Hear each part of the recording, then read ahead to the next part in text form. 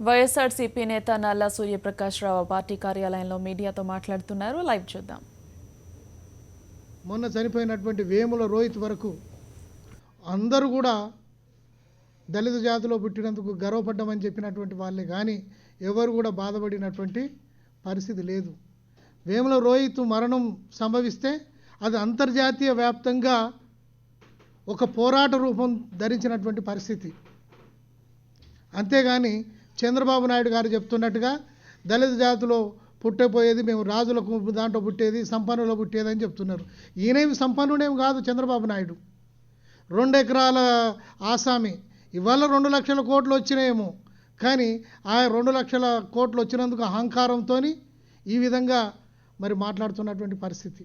గతంలో కూడా ఆయన ఏంటంటే కూతురు కాదు కొడుకు పుడితే గొప్ప అన్నట్టుగా మాట్లాడాడు. అంటే మహిళా వ్యతిరేకం, అది కూడా ఒక ఫ్యూడలిజమే. ఆ రకంగా చంద్రబాబు నాయుడు ఇవాళ దళిత జాతికి వ్యతిరేకంగా ఏదైతే మాట్లాడాడో నిజంగా ఇతన్ని ఎస్సీ ఎస్టీ అట్రాసిటీ యాక్ట్ కింద తక్షణమే అరెస్ట్ చేయాల్సినటువంటి అవసరం ఉంది.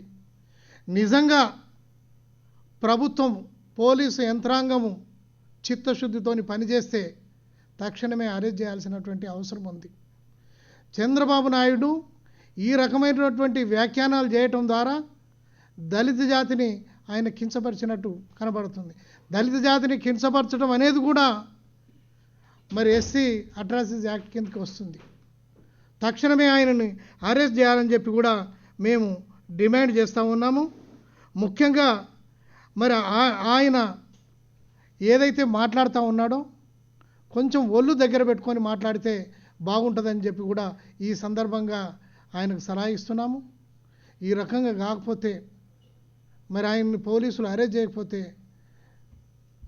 మానవ హక్కుల సంఘం దగ్గరికి, అదేవిధంగా అవసరమైతే మరి కోర్టు వరకు కూడా మరి వెళ్తామని చెప్పి హెచ్చరిక చేస్తూ ఉన్నాము.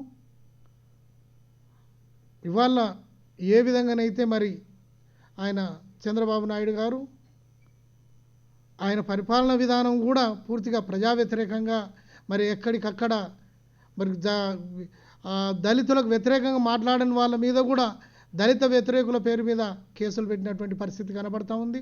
అట్లా భూమా నాగిరెడ్డి గారు కానీ మిగతా వ్యక్తుల మీద కూడా అనేక చోట్ల ఆయన వ్యతిరేకుల మీద కేసులు పెడుతున్నటువంటి పరిస్థితి కనబడతా ఉంది. ఇదైతే బహిరంగంగా మరి అన్ని ఛానల్స్ కూడా మరి ప్రచారం వచ్చినటువంటి ప్రసార సాధనాలలో వచ్చినటువంటి విషయం కాబట్టి దీన్ని సుమోటో కింద తీసుకొని పోలీసులు అరెస్ట్ చేయాలని చెప్పి విజ్ఞప్తి చేస్తున్నారు.